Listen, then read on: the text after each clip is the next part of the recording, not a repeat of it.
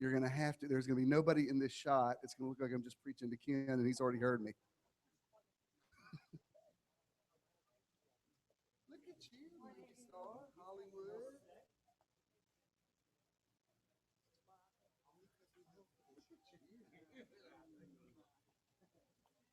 Come in, come in, come in. Those of you that are online, we will be with you. I'm assuming people online are seeing us. She's right. Hey, Debbie. The closer you come, the better I like you.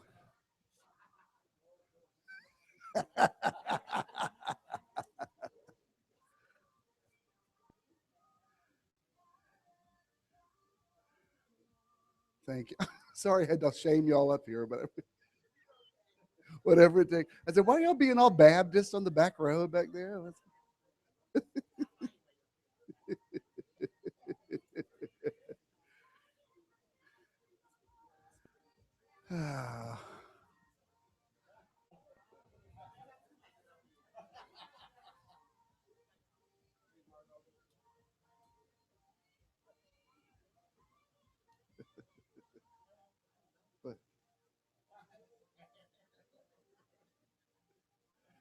come in, come in, come in.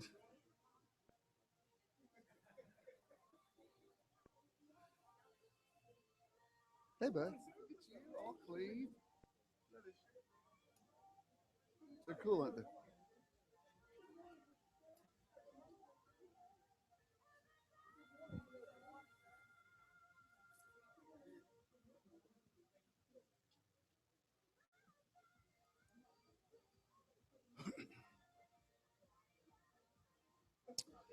All right, let's go ahead and stand. And I stopped answering my text a few minutes ago because everybody was telling me where they weren't going to be here. I was like, finally, I was just throwing my phone out the window. Like, I get it. You're coming. Happy Mother's Day.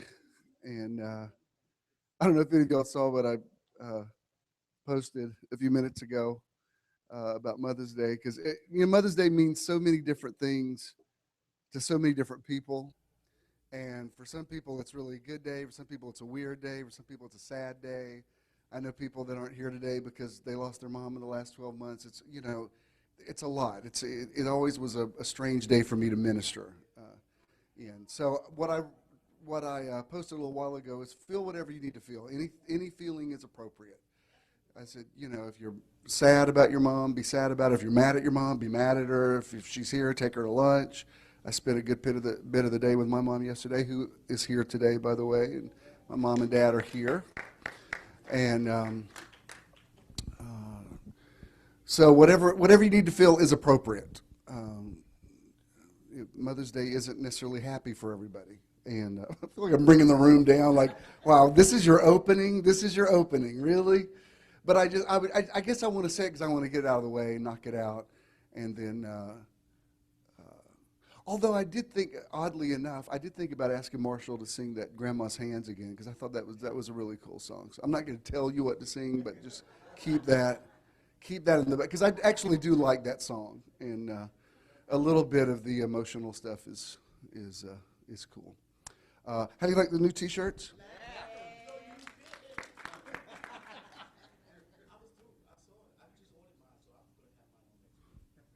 As BJ said, it's what all the cool kids are wearing at school.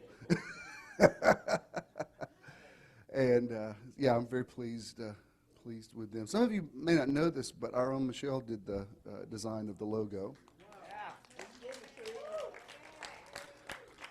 And we treated her professionally. We didn't just ask for the favor. We employed her as, someone who does that for a living, so she was compensated. I want, if I could pay you all for everything, I would pay you. Just so you know, we have paid the Haitians. I don't know if you've ever supported Haitians, but they want their money, and they want their money now. Because I said, I will send you money at the end of the month. That kind of wasn't working. After the 17th inbox I got, I said, okay, Avery, just send. So you have fed orphans this week, just so you know. The orphans have eaten. And I think with what we send them, they probably should eat for the next month, I'm pretty sure. So that's good. But it's all good. Thank God we had it. And Yeah, y'all come on in. Look at this, it's getting better and better. Welcome, I'm Jim Swilley. I'm Jim Swilley. Thank you for coming. We have a first-time visitor here. All right. It's a beautiful day. Somebody commented this a minute ago, and I thought this is a valid point. They said, don't just celebrate mothers, celebrate women in general. So for every woman that's here today, we applaud you.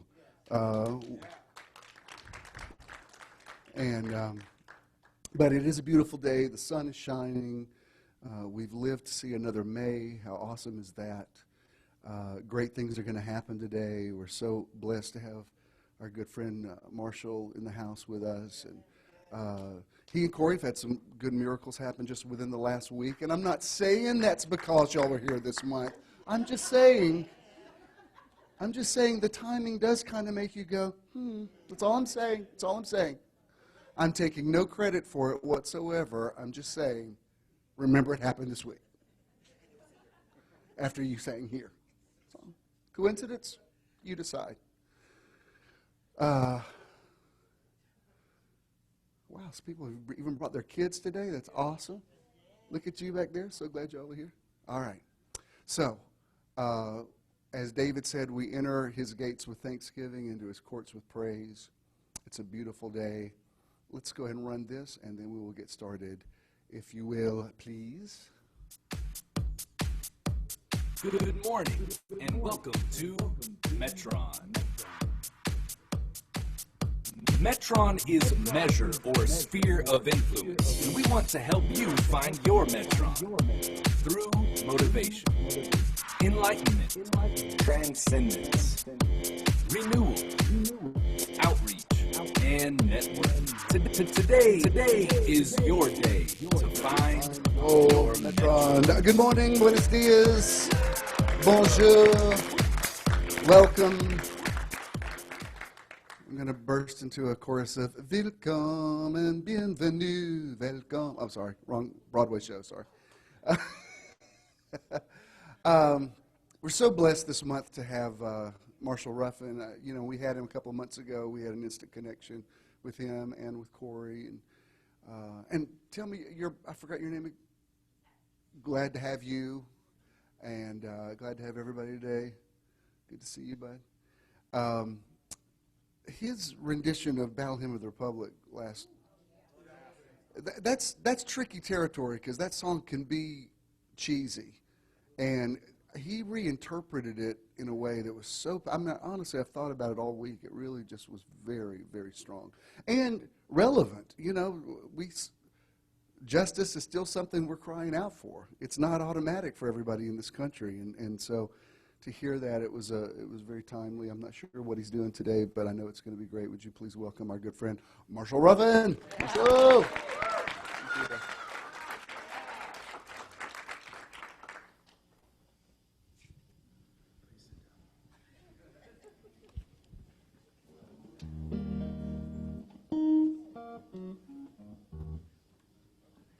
Okay, I got a request, so...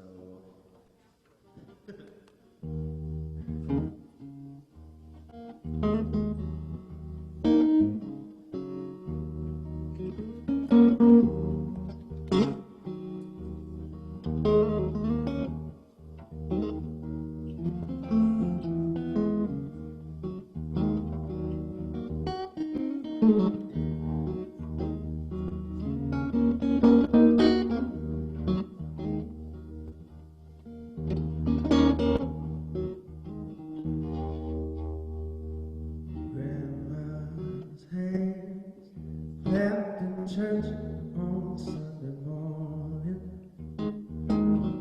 Grandma's hands played the tambourine so yeah.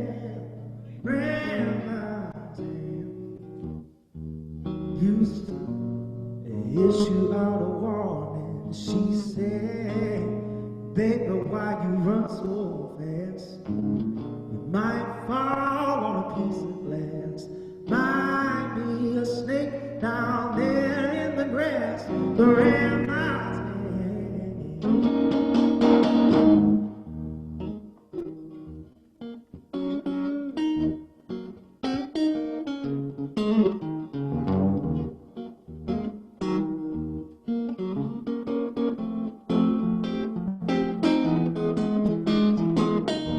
Grandma's hands soothe the local unaware mothers. Grandma's hands, they used to ache sometimes and swear. Oh, grandma's hands, well, they lift her face and tell her all she'd say. Baby, grandma understands that you think you really love that man, but you better put yourself in the good Lord's hands. Grandma's hands.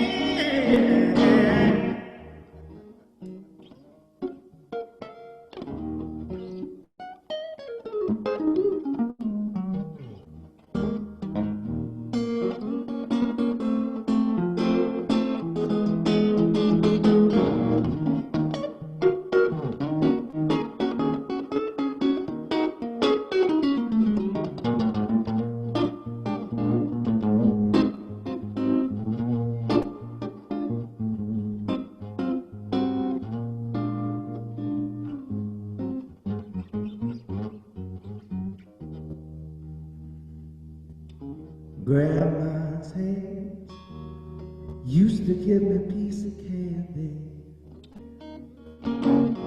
Grandma's hands, they pick me up each time I fell. Grandma's hands, Lord, they surely come in handy. She said, oh, Maddie, why you with that boy? Well, what you wanna spank him for? I didn't see him drop no apple boy, but I don't have grandma anymore. And when I get to heaven, I'm gonna have to look for grandma's hands. Oh, grandma's hands. Grandma's hands.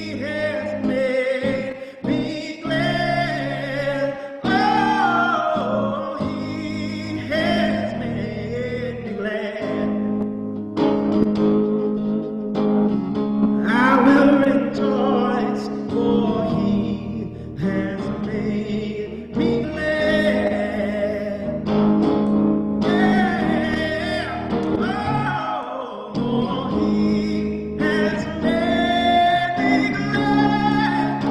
Oh, he has made me glad. Oh, I will rejoice, for he has made me glad.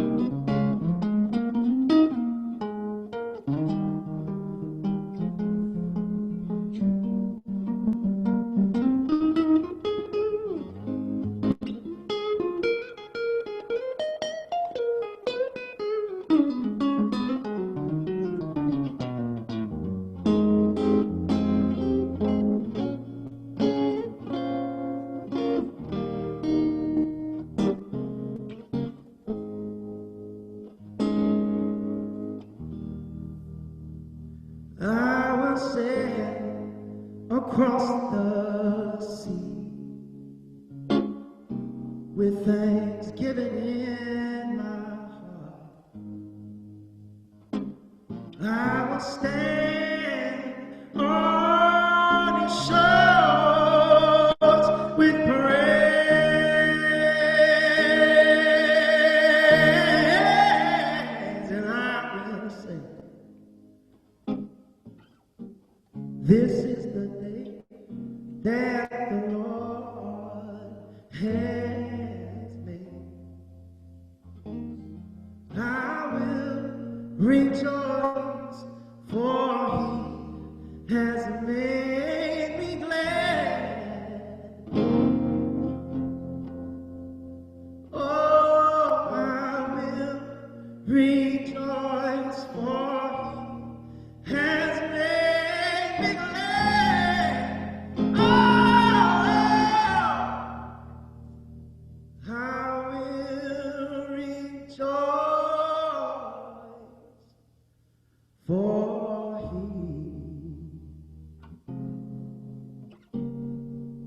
has made me glad.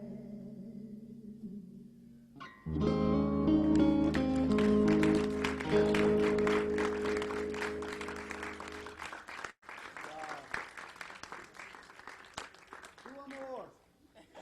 Yes, I'm sure. What do you mean, am I sure? I don't care. Repeat something.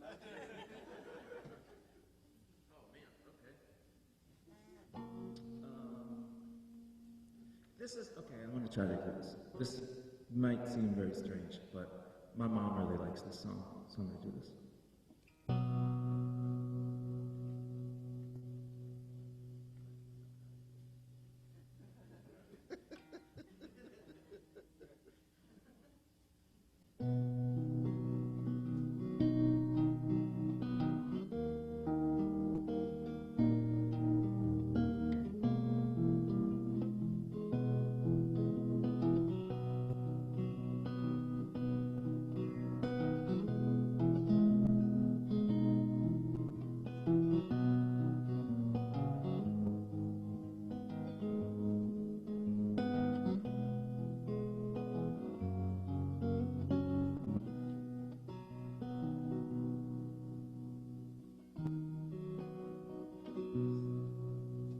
Somewhere over the rainbow, way up high,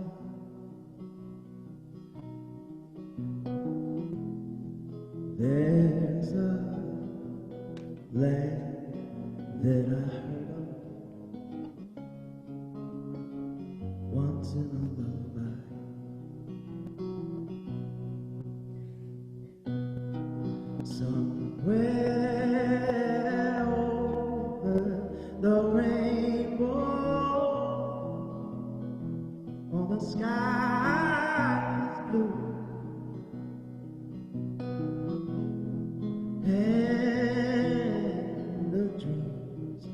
that you care to dream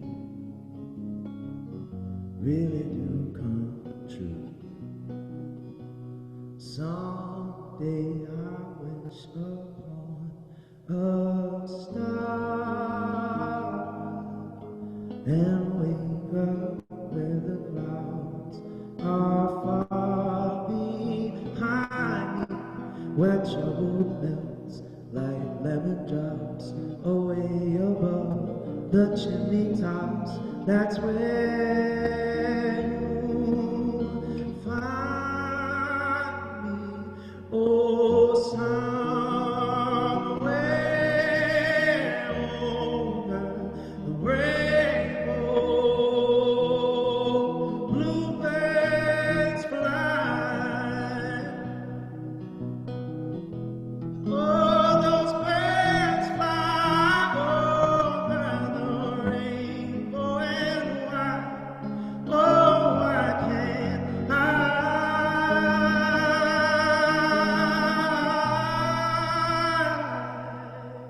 If happy little bluebirds fly away above the rainbow, why, oh, why can't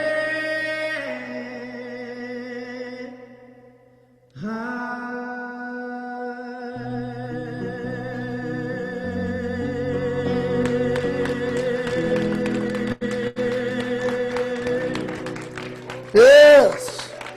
Marshall Ruffin. Love it. Thank you, Marshall. Which tore you up? Rainbow or which thing? Whew, you may be seated. Beautiful.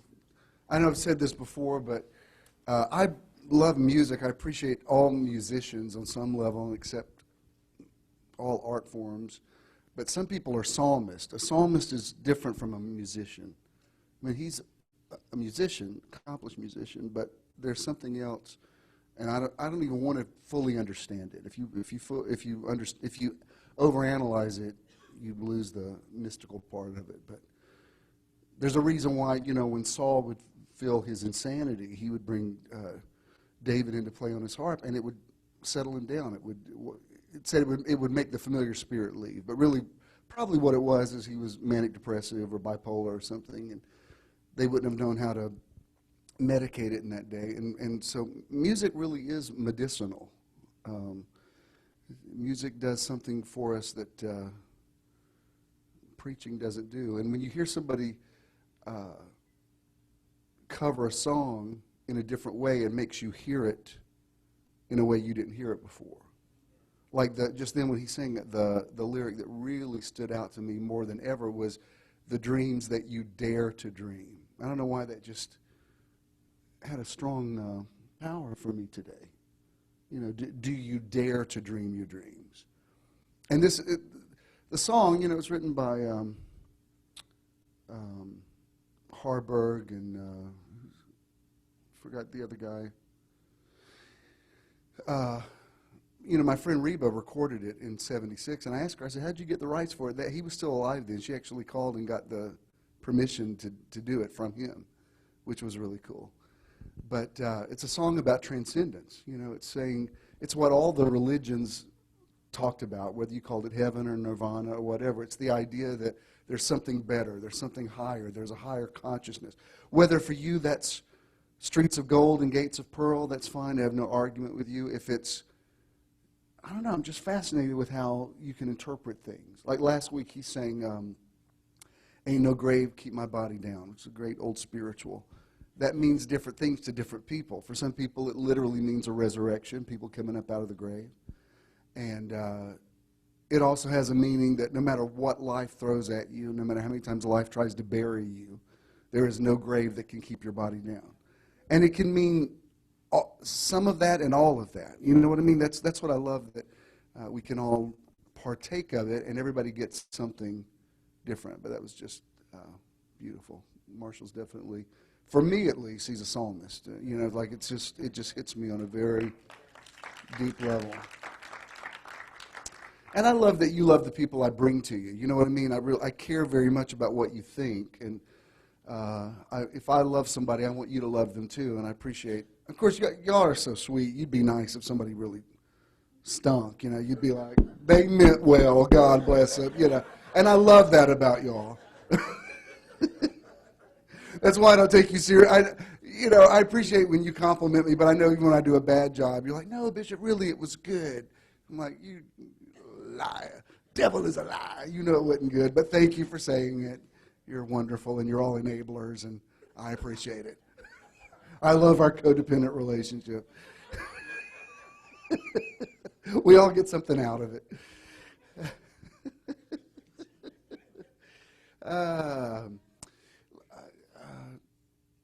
I want to say, I don't think she'll mind me saying it, but I don't know how many of y'all know Yashika, but the last several Sundays that she's been here, she's just written the most beautiful reviews of the service. It means so much to me. Not just it was a good sermon. It was like, this is what I got out of it, and this is where I'm at. And it's just, I don't know. I just want you to know I really appreciate it. And I don't want to put you under pressure, like, dear God, now I got to get home and write one every Sunday because Bishop said something about it. But I just want you to know I really do appreciate it. One thing that you always say that strikes me, I want to ask you about it sometime, is in every one of your things you'll say, I am safe. That's an interesting, it's interesting that that's what your take on. I'm very curious why people hear things. Is that coming from because religion made you feel unsafe before? Am I reading too much into that, or what? Come here a minute. Yeah, don't be shy. Come here. No, because you're very expressive. When somebody says something, I want to know, why did you say that? Because that strikes my ear. I've noticed you've said it several times, and that wouldn't be in my vocabulary. So I'm curious, why do you say that? Tell me. Because I was listening to Louise Hay, and it really connected with me because I was living, but I didn't feel safe to just say what I wanted to say, be who I really was. So, and come in here like I feel safe. So that is what I say, all is well and I am safe. So I'm in a safe spot in my life, and I can live, I can breathe, I can just be free. So I am safe. It's beautiful. No, I really love that. That's a terrible thing to think that people get up and drive to church and feel unsafe. They feel insecure, feel like, God's at best tolerating you. Do you know what I mean? It's one thing to say you love your children. It's another thing to delight in them. And to think that God is delighted with you. That's a very different thing. So anyway, thanks for saying that. I don't have a Mother's Day message, and as I posted earlier, Mother's Day it's a weird time. Father's Day, nobody cares about Father's Day. Father's Day, they're like, whatever.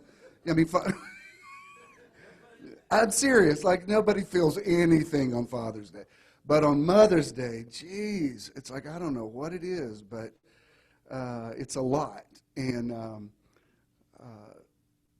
what I posted earlier today, so I'm not really going to address it in Metron. I want to address it here. And I was saying, whatever you need to feel it. Like, I know Patty's streaming today, and she just lost her mom a few weeks ago, and I get it. I understand why I know my cousins. My cousin Herline is ministering at a distant cousin's church today, and I actually was glad that she had a place to minister because she just lost my Aunt Myrtle a few weeks ago, and I'm sure those first Mother's Days are difficult. And I interview Ken about it constantly. Like yesterday, we were shopping for flowers for my mom and picking out a card together, and I said, "Is this weird for you?" I said, "Is this hard with your mom gone?" And he said, "Not so much anymore." He said, "The first few years it was." And it's not a cliche. It really does get better, and you get to where you know how to deal with it more. And, so what I posted earlier today is feel whatever you need to feel. It's all appropriate. To say to somebody who is grieving the loss of a mother, just get over it, I think that's wrong. I don't think you can ever say that to anybody. Just get over it. You don't know what's in somebody's head. And in Ecclesiastes 3, it says there is a time to heal, and everybody's time to heal is different. I think, this is your first Mother's Day without both your moms, right? All right, so I know with Joe and Leslie, because they, with all of their parents, they stood vigil for the last, couple of years, really, of just not knowing at any moment if they were going to go. So you can imagine how exhausting that is. And then they finally did all cross over within a relatively short amount of time. Leslie's dad was the last one to go. She did his funeral, whatever. So I know, is there anybody else, this is your first Mother's Day without your mom? Well, I know it's probably difficult for you. For some people, it's like, no, I just rather go to church, and it is what it is. And other people want to retreat into their own. And again, whatever is right for you is right for you. I don't like that Christianity has become this thing where everybody has to respond the same way. That's not right. Paul said, when you come together, one of you has a psalm, one of you has an exhortation, one of you has a this, one of you has a that. Then James says, when you come together, is there any among you merry? Let him sing songs. And if there's anyone afflicted, let him pray. And if there's anyone sick, let him call for the elders of the church. Meaning, everybody's in a very different place. And nothing's worse than feeling depressed and going to church and everybody yelling at you that you got to be happy. You're like, shut up. I mean, just be happy that I got here. Don't make me worship in some way that's insincere for me. And that's kind of one of the main reasons I do the Artist of the Month thing here at Metron. I have nothing against worship at all. I just know that when people come to church, they're in very different places in their heads. And I know I've been in places in my life where I didn't want to sing. I just wanted to sit and listen to somebody. I didn't even want to have a reaction. I'm just like, just let me be, exactly. And so much of Christianity has become so arrogant. It's like, no, you can't just be. You have to be like me. You have to be like my revelation of who God is. And so we're unraveling a lot of that. That's why I'm interested in a word, I am safe, that catches my ear. But having said that, I'm very happy that my mom is here today. And I'm very happy that my beautiful daughter is here, Christina. And Christina turned 30 this week, and I spent the day with her and took her shopping, and we went to breakfast. We just had a really, really good day. And gay dads are really fun because we like to shop and helped her decorate her apartment. Like a straight dad would never do that. And when you have a gay dad, you have the best of both. You know what I mean? You have a man that cares about you, that's very much in touch with his feminine side, is very integrated. It's real. You should be so lucky to have a gay dad. And there's even a movie I want to go see with her that it's so gay I'm not even going to ask Ken to go see it. It's like I texted what's her name? Christina. Yeah, we'll go see it today. It's a movie about Kristen Dior. I said, I want to go see that with Christina. There's no chase scenes in it. No explosions. I am safe. Anyway, we spent a good bit of the day yesterday with my mom and my dad. And my dad's feeling good now. He's all through through his fiery trial, and so that was all good. And I'm always happy when mom and dad come. I mean, it's, for them getting up and driving here and coming down Ponce in the thin little lanes is, it's always a challenge for them. They always let me know it is, but I'm happy when they show up. But my mom is here today, and I would be remiss not to have her come and greet you and say a little something. So I'm going to ask Mom to come up and say hey to you. I know you cannot believe this is my mother, but she is. Y'all better give my mama a standing ovation. Well,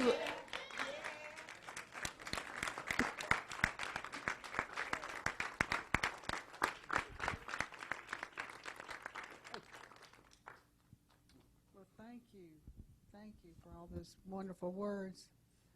Start off with the first mother heart of God is Father, God. Did you know that? It said it in there. I remember the first time I read it to know what it meant, that the Father heart of God. God has a mother heart. Yeah. It's somewhere, you know where it is. Is it in Malachi? Yeah. See, I knew he'd know. And I had the best mama in the world, he'll tell you. He was her favorite grandchild. That made her extra good. She'd fight for him. She'd fight me over him. And I had a wonderful mother-in-law. All of them are all in that great cloud of witnesses today. But yesterday we had a kind of a fun day. I started to say Pastor and me, but you know who I'm talking about, Jim and me, the older Jim. Where we were in a little challenge, and I thought, dear God, send somebody to help us. And about that time, he pointed to the driveway, and I said, who is it? Because I didn't need company. I needed somebody to help. It was my two sons. And guess what? They had bubblegum pink flowers. You can't beat that. And Big Daddy was in a compromising situation, because if you ever drop anything and buy a seat in a car, it's gone. It's gone, unless Ken's there. You know that commercial says 1-800-KEN. Ken.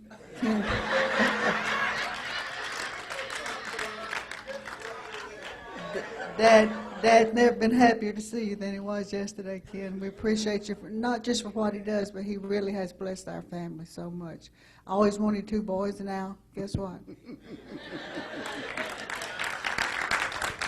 Now this was right up here, standing behind me. He came in this world different, as some of you know. He's always been different, and he will till he dies. He's on the edge, and I love it that way. Aren't y'all?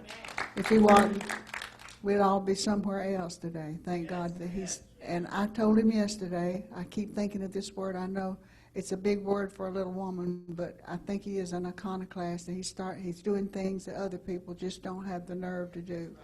And it takes nerve and the grace of God to do some of the things he's done.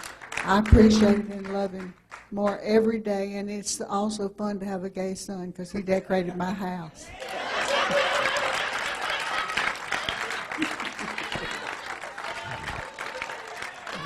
That was awesome.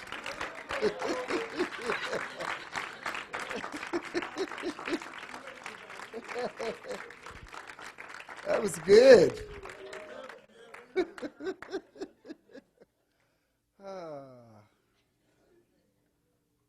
That was good. Thanks, Mom. That was the best I ever heard. I really am blessed. You know what I mean? It's like I am very, very blessed. I wasn't going to say anything about this because, dear Lord, you've heard it so many times, but an 8th company has approached me now for a reality show, and this is NBC Universal, and it's like of everybody that's approached me, this is the biggest one. And at first I started, it was funny because the guy emailed me, he said, has anybody ever approached you about doing an unscripted show? I said, a little bit. It's kind of pretty much what I've done a lot in the last 5 years. But I started to just respond to him and say, I can't go through this again. It requires so much energy, and to start this process over again, and having to interview my kids and go through all that. And then I thought, why not? I mean, come on. I don't want to get to the end of my life and go, well, that could have been really good. And I didn't do it. So I had a great interview with him this week over Skype, and we'll see. We'll see what happens. But I'm bringing it up to say, because of what Mom just said. At the end of the interview, he said, they all say this, but he said, I really do think I can sell this. And he said, I think you have something to say. And he said, I think timing is everything. He said, I think when your other shows weren't picked up, it's because it just wasn't the right time. And but he said, what what message do you think you have a message? And I said, yeah, I do. He said, well, what is it? I said, well, it's threefold. I said, I would do a show because I'd love to say to especially gay kids, you're okay just like you are. Don't let anybody get 4 verses of scripture and clobber you with it and tell you that you're not. Don't let anybody impose their beliefs on you. Be who you are. You're not broken. You don't need to be fixed. There's nothing wrong with you. You are who you are. I want to say to the straight community that maybe is not just the straight community, I'd say the bigoted community, because all straight people clearly do not think this way. But for people that have stereotypes about other people groups, to be able to say, you look at me and tell me that this isn't a legitimate marriage, or that we're not good fathers, or that we're not good grandfathers, or all the things that you are afraid of, I would like to show you my life. I have nothing to hide. And I think it's a story that needs to be told. And to the faith community, I want to say, who do you think you are that you get to own Jesus, and you get to own the Bible, you get to own, you get to say who's right and who's not right or whatever. He's my God too. It's my Holy Spirit too. It's my anointing too. It's my, and I looked and the guy was just, I said, am I talking too much? He said, no, I'm just fascinated by everything you're saying. He said, just keep talking. So I kept talking. We talked for like another hour. So we'll see. I mean, it may, who knows? I don't know what will come of it. And when it comes to the laws of attraction thing, I can't tell if I'm attracting it, because I'm not sure I think I want it, but I don't know. But clearly something has been trying to happen. This is the eighth time. So we'll see. But I think, I was telling him about my kids and about my parents, and he was asking me, what was it like pastoring a megachurch? Do you miss that? And I said, no, not at all. I'm going to write a piece coming up on the 26th will be what would have been the 30th anniversary of Church in the Now, and I've got some things I want to say about that, and I have no regrets, very proud of what we did there, do not miss it at all. And I don't mean that in a negative way. I'm not saying it was bad, I'm just saying, how could I preach the message of being in the now for 30 years and not be in the now? You know what I mean? So I'm in the now. That was then, this is now, that was wonderful, this is wonderful. It's not either or. You know what I mean? It's like you can be happy for everything, even making peace with all your relationships. I would have never thought this, but a few months ago, Christina texted me and said, Mom wants to have us all over, and among other things, she wants to propose a toast to you and Ken for your wedding. Now, if Debbie had done that, it wouldn't have been that surprising, because, Debbie was very liberal. And Christina's mom, and I could say this if Terry were here because she would wear it as a badge of honor, Terry is to the right of Rush Limbaugh. So typically when people are that conservative, not so good with the gays. And we went there and had a great time. Jared kept saying, I can't believe you're in this house. I can't believe we're taking pictures together. I'm like, never say never. So I'm saying that to say, make peace with all your relationships. I don't regret either of my marriages. I'm so happy that I had 4 children. I have no regrets about that. I mean, can you imagine how blessed I am to say that, yeah, every part of my life was wonderful, and it was what it was at the time, and now I live a completely open life. I'm totally self-actualized, and no regrets, no fears. I really enjoy the moment. If you wonder why we take so many pictures with every place we go, it's because we're just having a blast. You know what we did yesterday? It's so funny. I might not should say this in case somebody from Zoo Atlanta is watching, but we left Mom and Dad's, and I was going to take Christina to this movie, but Jared is playing this Shaky Knees festival. So she said, I got a pass to go there. So I said, that's fine. Go support your brother. It's good. They're all over the place.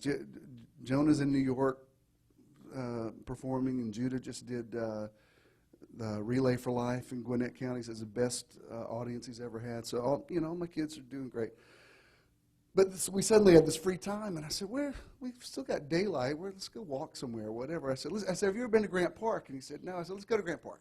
So we go there, and I said, let's go to the zoo. Well, we get there, and it closes at 5:30, and it was 5:20.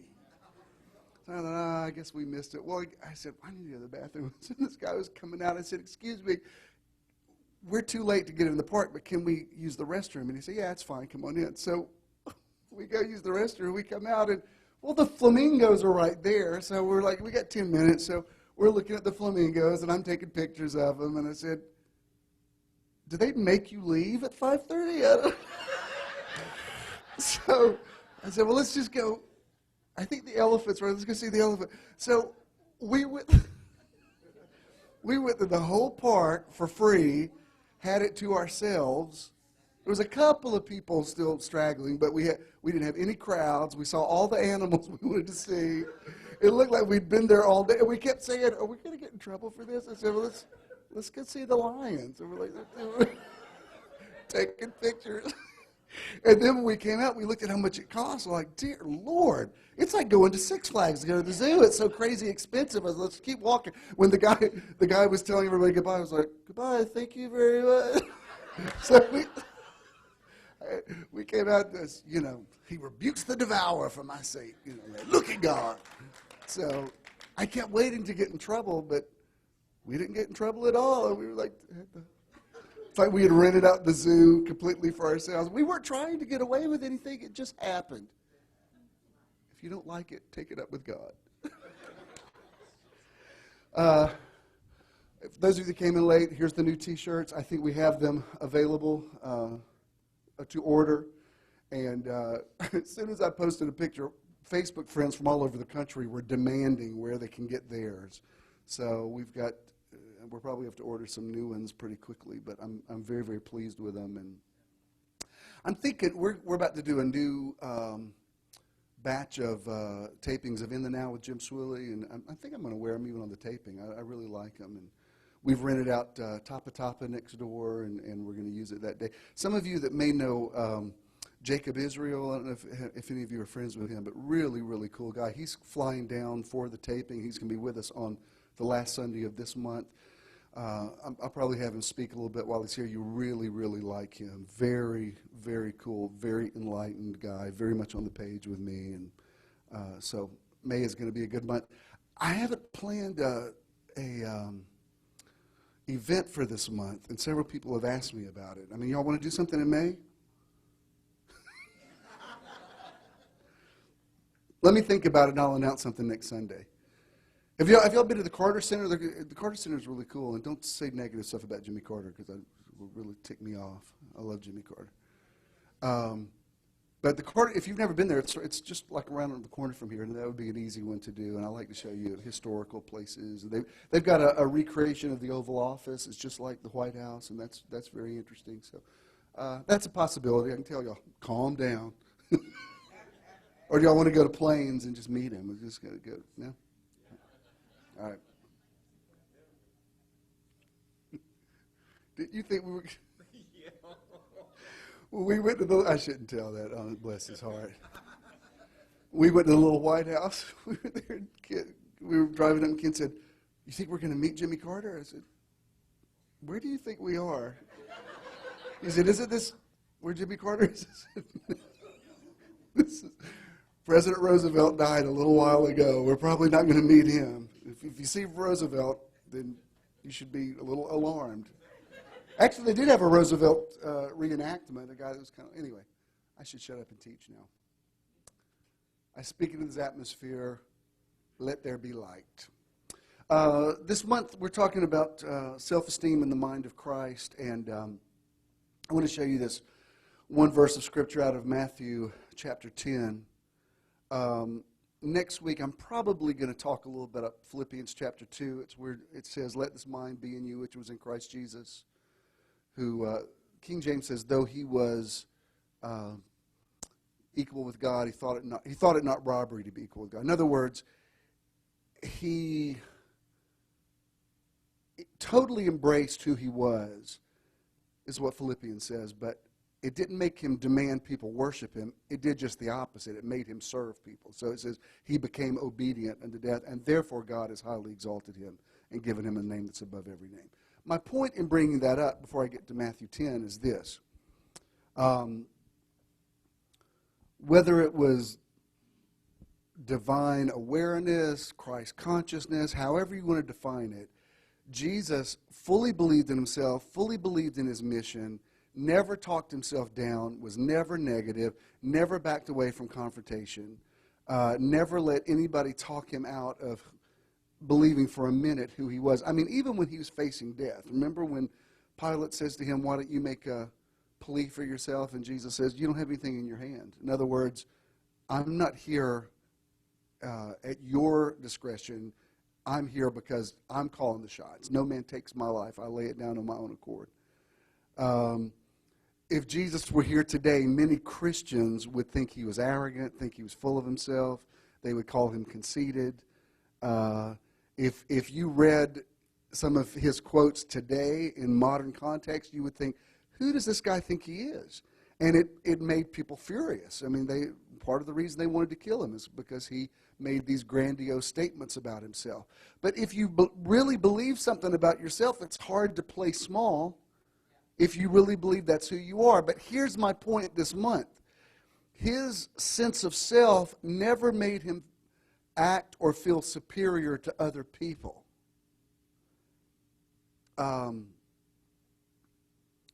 If everybody could get the mind of Christ as it relates to self-esteem, it would do away with bigotry, it would do away with homophobia, it would do away with wars and rumors of war. If people could understand, you don't have to be wrong for me to be right. I can be right, you can be right. I'm okay, you're okay. I'm great, you're great. I think I'm awesome, I think you're awesome. So much of Christianity is missing that now. Yesterday, even sitting with my parents for a while, Ken was telling them about a church he used to attend, because there was a girl he was dating there years ago, and it was a real fundamentalist church where the preacher got up and said, you're going to go to hell if you don't read the Bible. I mean, that's how extreme they were. And everybody had to be baptized. You had to be baptized to be saved. And he said, for me, he was Methodist, and they were sprinkled. They sprinkled babies. And, he said, I'd never heard that you had to be immersed to be saved, in water to be saved. And then the people that immersed argued over how you did it. Some people immersed in Jesus' name. Some people immersed in the name of the Father, Son, and the Holy Ghost. So you got all this contention over the rite of baptism, which totally nullifies the point of baptism. And he said, even then I was thinking, well, who gets to decide which one is right? And I said, that's exactly the point. Everybody who gets their pet theology thinks everybody else is wrong. And they say that those are the ones that are going to hell. Those are the ones that are deceived. Those are the ones that are, whatever. I was thinking about this even talking to this TV guy, because I don't hear this much, but some people have said, wow, those people that follow you are probably deceived. And I think, you should come interview the people. Like I look at somebody like Debbie here, who has a long history in ministry, was, very grounded in the scriptures. Or if you talk to any of the, Tony was a pastor. Eddie, who's here, not here today, is a pastor. So many of you are not novices. You know what I mean? You've sat under great teaching. You guys went to a great church. Some of you, it's like you're not these mindless people that just believe everything you hear. I mean, you have discernment. You have history. You have credibility. Furthermore, I wouldn't want to have people that just blindly followed me like lemmings. I don't want that. I love when people think for themselves. I believe you're here now because your evolution has followed my evolution. Like, in other words, the journey you've been on is very similar to the arc of my journey, and we're here because we're in agreement. We're not here because you don't know what to think and need somebody to tell you what to think. You're here because, I'm on the same page with you, so let's discuss that. That's another reason I would love to have a national platform like that, to be able to show people this. These are people who are very seasoned. You know what I mean? They know their way around the Bible. I'm saying that to say Jesus so believed in himself, but never put down other people, even people that didn't believe like he believed.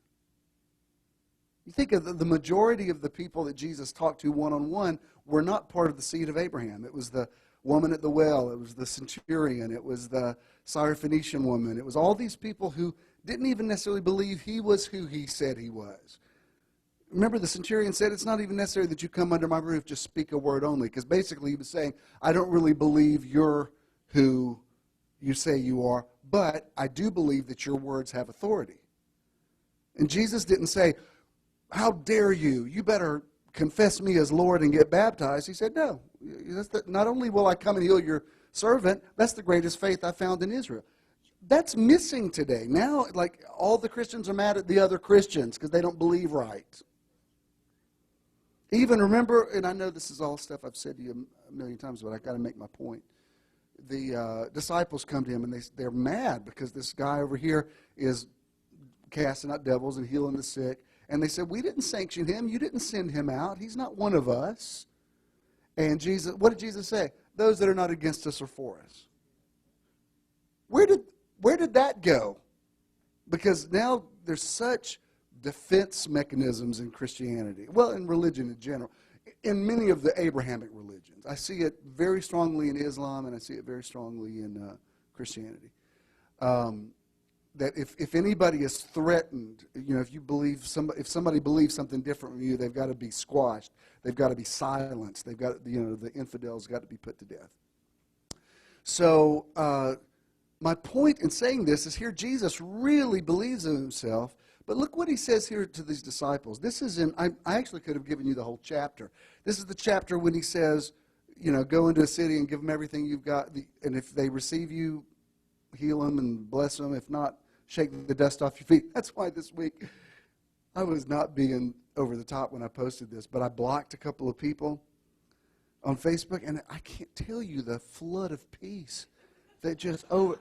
And it wasn't. Somebody asked me yesterday, was it somebody giving you a hard time, about theology? I said, not really. It was like there's a lot of international pastors that want me to support them, and when I tell them I'm not really doing that now, or let me get to you later, they get really hostile, and I was contending with all these people like from Pakistan and Haiti and all that, and I thought, why am I doing this? I'm really good. I'm blessing people all the time. I'm just like block, and it was just like. It's like I just had a massage and a martini. I was like, oh my God. I didn't realize how much these people were stressing me out. No wonder Jesus, I said blocking somebody on Facebook is the modern cyber equivalent to shaking the dust off your feet. It's like and we're done and bye-bye. If you can play, not my press your opinions, but if you're going to stress me out, Daddy's tired. You know what I mean? I've already argued with I've argued with people much smarter than you. So I got no interest in engaging. So bye-bye. And I was like, I got into it. I was like going through. I was like, I'm going to block more people. Block and block and block. And like, la, la, la. On a clear day. Block, block, block. Take a look around you. Thank you. Block, block, block, block. And you'll see who you are. Black, black, black. I was like, why didn't somebody tell me about this earlier? This is the most awesome thing that's ever been invented. Wouldn't it be wonderful if life was like that? Like if somebody was like in your face and really bother you, you could just go, block. Wouldn't that be wonderful? And they couldn't get to you. And they're trying to tell you more stuff. And it says, sorry, this page is unavailable. Anyway,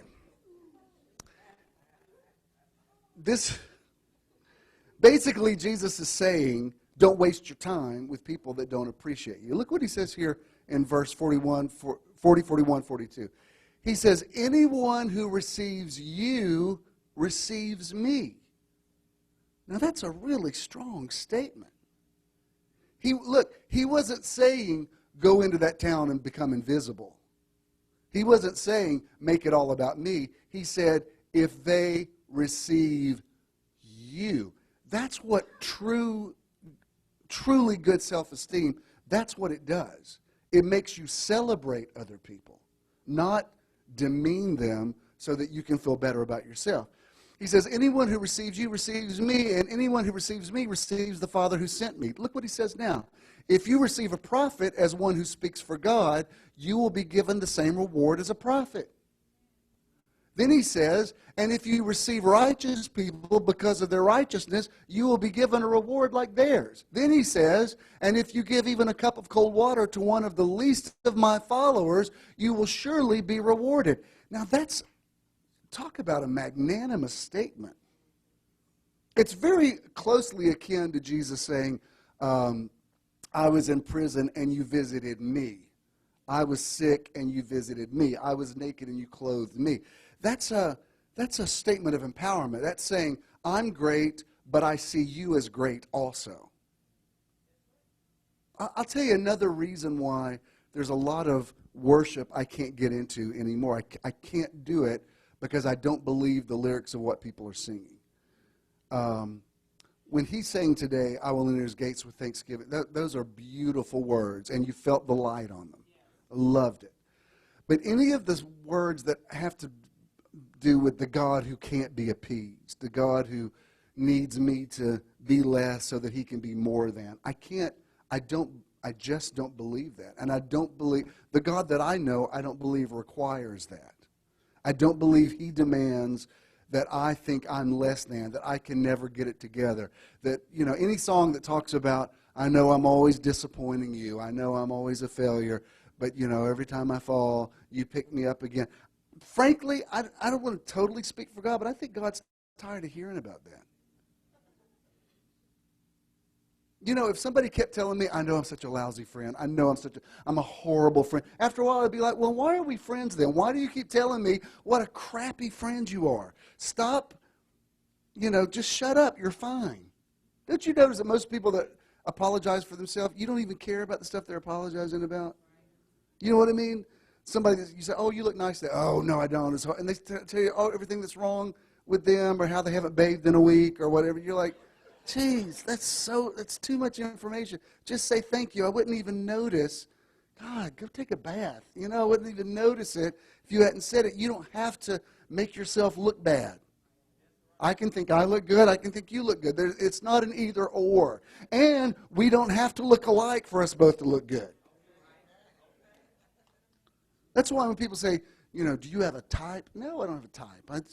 People are beautiful. You know what I mean? It's like that's anybody that gets too typical of what they are attracted to or whatever, I hold that suspect. I think, like, just there's something about people that are beautiful that's hard to explain why somebody's attractive or somebody is sexy or somebody is this or that. And it most times it comes from inside. It's their confidence. It's really them loving themselves in a healthy way. That's really what it is. The worst thing in the world is to get hooked up in a relationship with somebody that needs you to fix them. It is too draining. And relationships involve ministry, but they shouldn't be ministries. Do you know what I mean? Like if your significant other needs help, yes, you should be there for them. Absolutely. That's the for better or for worse part. But if it's just you're always trying to make them feel better about themselves, at some point, everybody's going to get tired of that. Every person has a breaking point where they're like, you know what, you're fine. I don't know how else to convince you. Otherwise, I don't have time for this anymore. Try to figure it out yourself, but you're bringing me way down block. And I'm not advocating arrogance. I'm saying this is Jesus. Think about this. This is Jesus saying, I know he says, a greater one than Abraham is here, or before Abraham was, I am, or I am the way, the truth, and the life. I mean, he says these, especially in the Gospel of John, these very grandiose statements. I am the door. I am the good shepherd. I am the bread of life. I mean, he never downplayed himself. But in virtually the same breath, he says, and if they receive you, they receive me. Wow. That's huge when somebody who knows himself like that tells you, if they receive you, they receive me. Which is why I like this little quote here. by this individual. It says, don't you dare for one more second surround yourself with people who are not aware of the greatness that you are.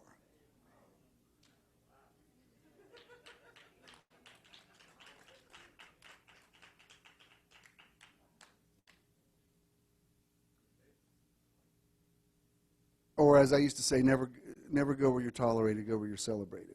And I'm not talking about some kind of needy existence where you need everybody just to, compliment you all the time. That's not. The reason I called Yashika up early is she wasn't complimenting me. She was saying, this is what I'm getting out of Metron. All right, that gets my attention. I mean, obviously, somebody's wanted to hear me because people have been driving up in parking lots for the last several decades to hear me say something. So at this point, I would have to believe I must have something valid to say. I mean, even if I just have a handful of people here, there's at least, some people can't get a handful of people to listen to them. So I mean, I got somebody's listening to me somewhere. So I got to believe there must be something. I mean, y'all aren't crazy. You know what I mean? There must be something valid. To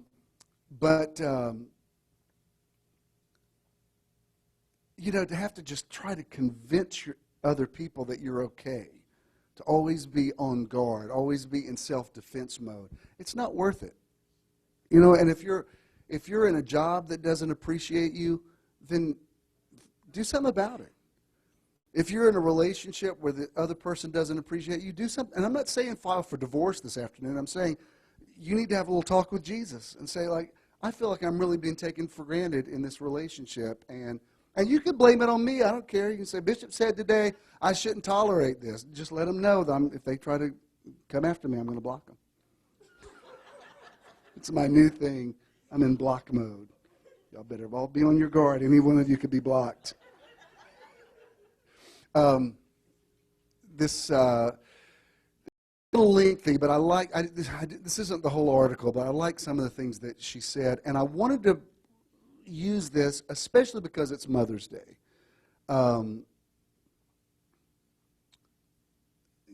Typically, unless your mom was just really a bad mother, usually moms generally think their kids are great, which is what moms are supposed to do.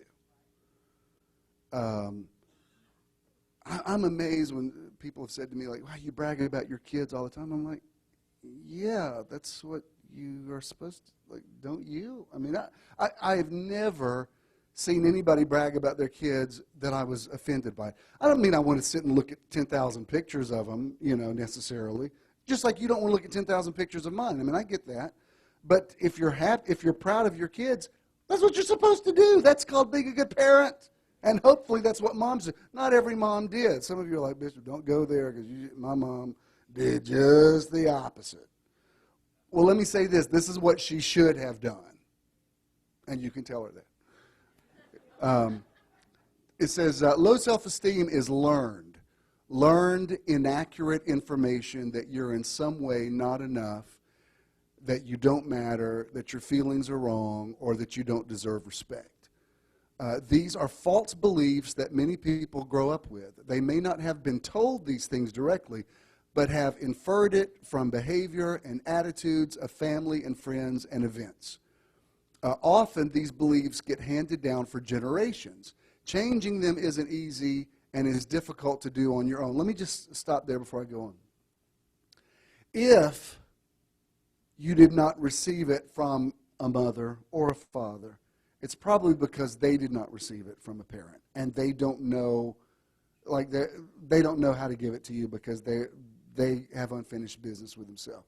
And the only way you're going to be able to cope with it is to have compassion for them, to realize, if they're still living, they got their own issues, and they didn't get theirs finished. And what you have to do is say, if you have kids, to say, well, that it's going to end now. I'm not going to pass on negative self-esteem to my kids. If whatever my parents didn't give me, I will reverse it and all the more give it to my kids. And in some kind of weird karmic way, I will be parenting myself in doing that. Do you understand? Because it's hard to see others, let alone yourself, through a lens that's different than the one you grew up with. you may not be conscious of those beliefs about yourself. The 19th century neurologist Jean-Martin Charcot, the father of hypnosis, wrote that if there were a conflict between the will and the unconscious would always prevail. This explains what drives your behavior and why you may often fail to carry out your best intentions or act upon what you know is right. Before I read any more, let me say, I bought these tickets months ago, but Bette Midler's going to be here Wednesday night. We're going to the concert to see her at Phillips Arena. If you didn't know I was gay before, now you know. And yes, I'm excited about it. Bette Midler said something one time in an interview, and I've shared it with you before, but I think it's funny and it makes my point.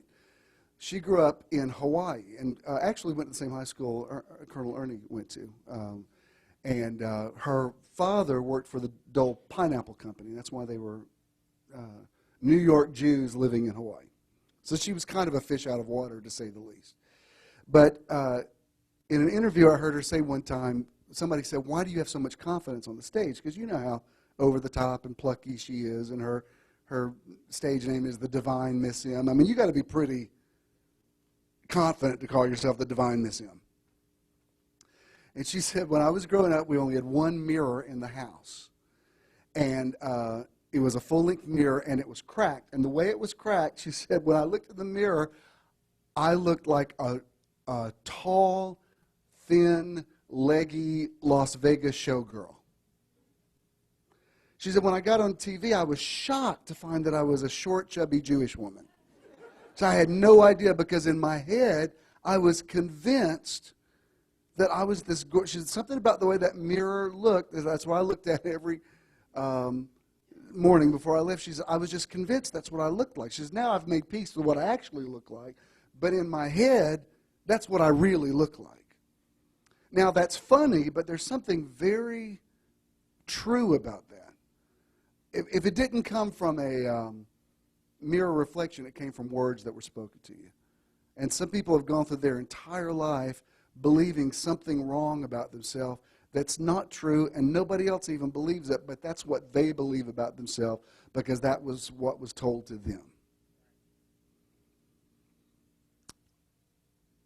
Go on, it says, Charcot had a great influence on Freud, who studied based upon false ideas about themselves and others. For example, many think that making a mistake is unacceptable and shameful. They become anxious about taking risks, trying something new, or expressing their opinion because they're afraid of failure or looking foolish.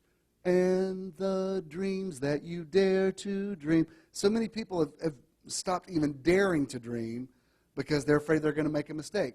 Guess what? I've made lots of mistakes in my life, and I have come through every one of them. If anything, they've worked to make my life better. I tell you what, if you drive with me through Midtown, I can tell you what every traffic infraction is going to cost, because in the last 10 years, I've had every kind of ticket. I'm like, oh, don't do that. That's $250. Don't turn right there, because you better not. Don't ease through that stop sign right there, because that's $350 right there. I know. So I think, well, those were very expensive lessons. Even yesterday, when I came out, I go to the Publix over there on the corner of Piedmont and North. And when you come out, when you go into my house, there's another street. It's like, here's the street, here's the exit, and the street's right here. And it's so easy just to kind of go cat-a-corner across the road to go to your house. But it's technically going the wrong way down a one-way street. And I did it one time. No, I did it 1,000 times. But one time, a cop pulled me over, and it was $30 to $50. So now, we're pulling out the other day, and a guy did the same thing. I wanted to blow my horn and go, it's going to cost you $30 to $50. What you got to do is take a right and go through the parking lot of the post office, and then go take your right. They won't get you for that, but they'll get you for that. And it doesn't make sense, because it's just like, this is legal, this is $30 to $50. Legal, $3.50.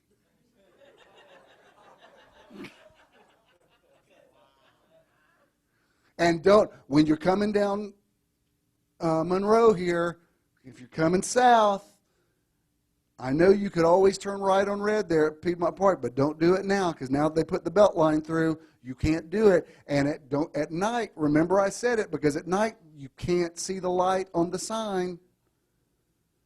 And I did a right on red, and the guy pulled me over. I said, I've been turning right on red here for 30 years. And he said, well, you can't now. I said, well, you can't even see that sign. He said, too bad. $250. So now I guarantee when I'm coming down Monroe, I put on brakes. You see, I have stopped the vehicle. And I think about it every time I take a right there, because I'm like, better stop and wait for that green light. And I was going to make my point. Remember when I was going to, I was defiant. I was like Norma Ray. I was going to go, no, I'm going to show. I was out there taking pictures like, you cannot see the sign that says no right on red. They didn't care. I nearly got myself arrested because they kept saying, how do you want to plead, guilty or not guilty? And I didn't understand. I'm like, well, I'm not.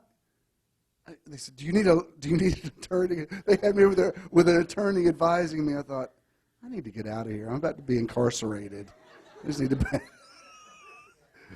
I need to pay my $250 because I am too pretty to go to jail. So it says, because they're afraid of failure or looking foolish, most don't realize that they unconsciously believe that they're unlovable, unlikable, flawed, or somehow inadequate. Even if they're aware of these false beliefs, they're convinced of their truth. As a result, they're anxious about revealing who they are and please control or impress others so that they'll be loved and not rejected. Still others withdraw from people rather than risk abandonment. People judge themselves based upon their erroneous beliefs and imagine others are judging them too. Again, the NBC guy asked me this week, he said, how do you feel toward all the people that left your church or disconnected from you when you came out? I said, if you'd asked me this a few years ago, I would have had some hurt in my voice. But now, honest to Jesus, it's their problem, it's not mine. And I realize this, I can't take it personally. They're having to battle their own issues. And it's really, if the most I can muster up for it is some compassion to say, wow, that must really be, in 2015, that must be really hard to still be living under that much bondage over verses of Scripture that the guy who wrote that would tell you, you're reading way too much into that. So it's really your problem. Man, for me, that's a personal victory. And can I also say before I read the rest of this, look, everybody's trying to figure everything out. Nobody knows what's going on. Anytime you think, oh, this person knows more than I, no, we're all on a journey. So anytime you think somebody else is smarter than you, somebody may be more versed in a certain area than you are, and that's fine. I mean, that's why we all need each other. The reason I take my car to a mechanic is I don't know how to fix a car, and I don't need to know. I just need to know where the good mechanic is. I don't want to know everything. But it doesn't mean I'm not valid, because there's things I can do that the mechanic can't do. So it's okay just to be yourself and to celebrate your strengths, but also understand your limitations. It's totally fine. And especially when you realize God has brought people in your life who are strong in areas where you're not strong. Last week, when my dad was in the hospital, the second time, I went to the waiting room of the emergency room. He was waiting to go back in for another test, and my uncle said, is Ken working today? And I said, yeah, he's working. He said, you know, Ken's a really good man. I said, yeah, he is. He's just really good. He said, it's amazing how opposites attract. And I said,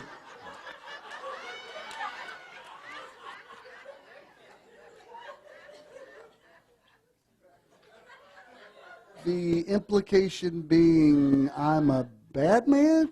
And he said, well, no, you know, you're just kind of prickly and sarcastic. I'm like, oh, okay, can I tell you something? If I am, you're my ultimate role model for it. You telling me that I'm prickly and sarcastic is, hello, kettle, I'm the pot, you're black, okay? And then my mom said, well, you are a little high-strung. So I'm like, oh, sweet Jesus. I'm sitting here reading my book. Have been for days. Which, thank God, y'all, saved my life with that book y'all bought me. It was right on time, Jesus. They bought me the history of Saturday Night Live, and it's like that thick. If it hadn't been for that book.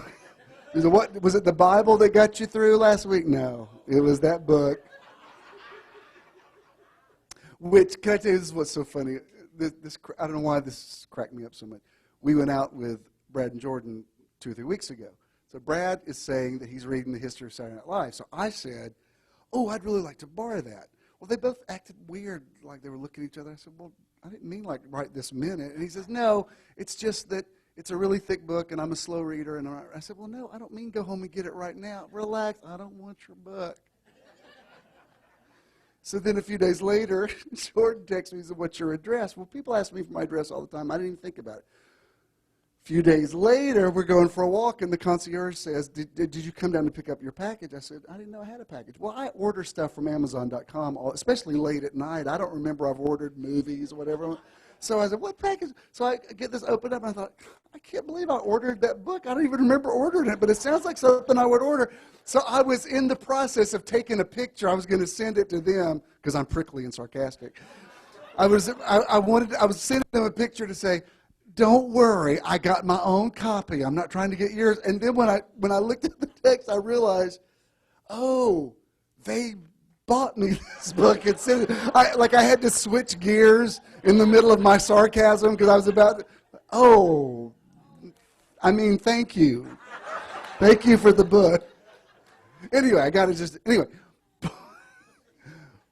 know why I'm telling you that, but apparently I needed to purge it. But people are going to see you a certain way. And frankly, even though we came from different backgrounds, we're not that different. We actually do like very much of the same things. So, prickly and sarcastic. Let it go, cleansing breath. Sometimes I witness one spouse claim the other is criticizing him or her, when that isn't the case. In fact, amazingly, this can even happen when the so-called critical words are in fact complimentary. The false belief about unworthiness undermines self-esteem and security and has serious consequences in your life. You lack confidence and self-trust, live in doubt, and continually second-guess yourself. Many people don't feel worthy of being in a position of authority or having success or even happiness. Man, that's a mouthful right there. You'd be amazed at the people that aren't happy just because they don't think they deserve to be happy. Look, I know we overdid the Pharrell song Happy last year, but there's a lyric in that song, happiness is the truth. That's the gospel right there, because it is. Jesus said, I came to give you abundant life. You could just easily say, I came to give you a happy life, not just to endure this one and try to get to heaven one day where he can apologize to you for how bad yours was. And happiness isn't always handed to you on a plate. You got to work for it. And if you got people in your life that are taking away your happiness, it's your responsibility to be a steward over that. And block. Those who are convinced that they're bad can end up in relationships with people who are emotionally or physically abusive, which reinforces and worsens their low self-esteem. At a conscious level, they may be indignant and think that they deserve better, but still they stay and try to get the abuser to approve of them. Some stay because they believe their abuser loves them, which helps them to overcome their belief that they're unlovable or that no one else will. Now, I know that's some deep stuff right there. But I'm getting all of it back to the mind of Christ. This is what the work of the mind of Christ should do in you. Not to make you this insufferable, conceited person who demands everybody serve them. Just the opposite, in fact. And to really appreciate, every week that I see y'all drive here, and especially those of you that don't live in the neighborhood, I can't tell you how much I appreciate it. I can't tell you how much it means to me. And I'm not saying I don't deserve it. I'm just saying I appreciate it. It's not like I feel like you get something good. I think you get something worthwhile. But that doesn't mean I don't appreciate it. One more quote, and then I actually put this on Facebook this week, and I was amazed at the response it got. I probably had more likes on this and shares, anything I've ever put on Facebook for some reason, and it's this.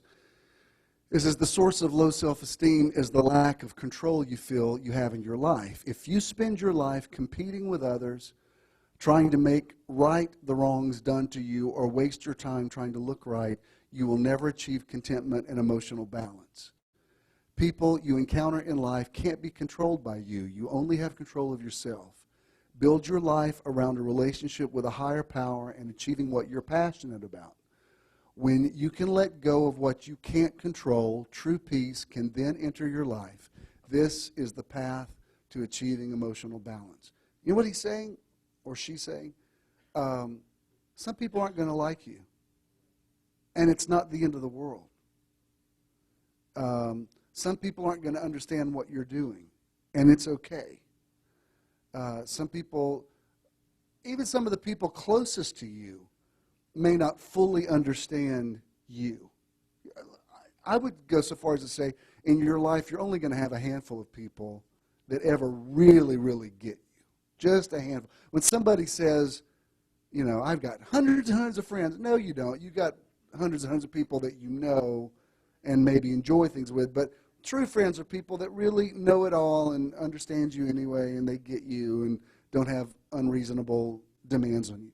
The happiest part of my life now, and I said this also to this guy in the interview, I said, the people in my life who are actively in my life now, I'm not afraid that if they knew all the truth about me, that they would disconnect from me, because all those people already have disconnected from me.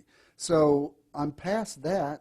The people who are with me now know everything and love me anyway, and that's great when you know that, wow, people really love you, not who they think you are, not who they thought you were, not who they wanted you to be, not who they project on you to be, but who you really, really are. And if you disclose even more about yourself, even if it's something they didn't know, they can say, okay, I didn't know that.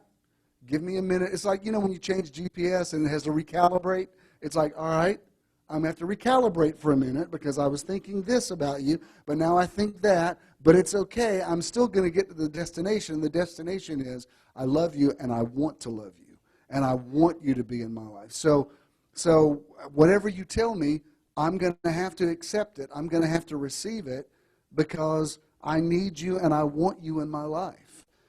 That's a beautiful thing. And that's I got to shut up, but honestly, that's one of the best things about aging. Because, you know, when you're young, you know what peer pressure means so much. And you want to be popular, and you want to fit in with the right crowd, and you want to make that guy or that girl like you. And then as you get older, and you've already been through some stuff, you've already been around the block, you're like, you know, whatevs. I ain't changing all this for you. You either like what you see or move on. I lived. I got along before you. I want to get along without you now. You're cute and all, but you ain't worth all that. I already had adolescence. I don't have time trying to be popular for you. If you're smart enough to recognize champagne and caviar when you see it, then show yourself to be the true connoisseur.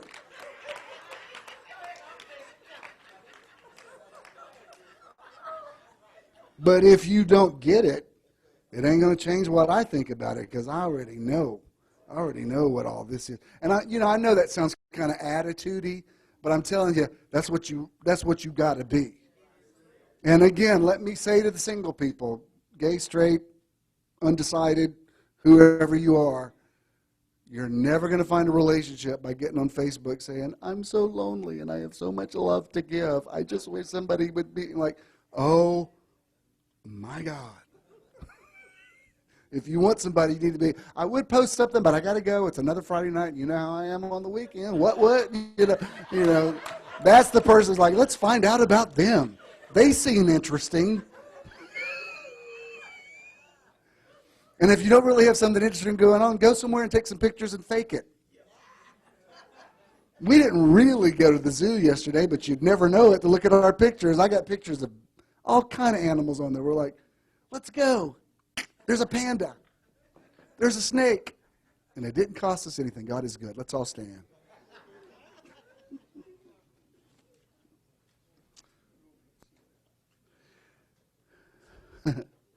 I haven't run this in a few weeks, and let me just run it again. Periodically, I look into, who supports and who gives and who tithes. I just want you to know I really do appreciate it. And those of you that don't, you don't owe me an explanation. That's between you and God. But those of you that do, it really does mean a lot. Thank you so much. Let's go ahead and run this, and then I'll speak a blessing over you. Contributing at Metron is quick and easy. Simply text the amount you'd like to contribute to 404-620-5044. Once you've sent the amount you'd like to give, you will receive a link. Clicking the link will take you to a one-time registration form. This will make the contribution process even easier in the future. Once you've filled out the information form, you will then see a successful registration and donation page. You can now give any time by simply texting an amount to this number. To set up recurring contributions, log on to missionthenow.com and click Simple Give. We have more information on how to do this available for you in the back of the room. Thank you for your investment in Metron. And thank you. The majority of you doing that now. Don't be clearly not intimidated by it, and I really do appreciate it because I fully believe in that, and it's producing good fruits because we're very blessed. If you are writing a check, Danny's back there to receive that and make it the JESM. If you have cash, take somebody out to lunch. If you don't have a mom, then find somebody that say you're like a mother to me. I do speak a blessing over all the moms. Thank God for all of our mothers and grandmothers and stepmothers and mothers-in-law and great-grandmothers. We bless all of the women.